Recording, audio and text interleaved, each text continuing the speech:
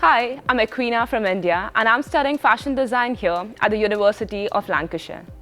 It's essential you book your accommodation as soon as you receive your confirmation of acceptance of studies letter and before you arrive in the UK. This will make sure you have somewhere comfortable to settle into as soon as you arrive. Living on or near campus can make life much easier as you'll save time on commuting and have quick access to lectures, campus facilities, and the library. Plus, it's a great way to meet other students and be part of the lively campus community. One of the best things about living on campus is that your bills such as water, heating, and Wi-Fi are included in the rent, so you don't have to worry about any extras.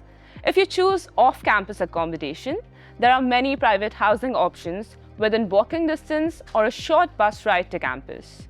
The university works closely with registered landlords, making sure there's a good supply of different types of accommodation.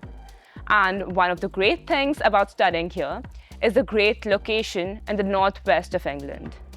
On weekends, it's so easy to explore exciting cities and beautiful landscapes like the Lake District, Manchester, Liverpool, and Blackpool.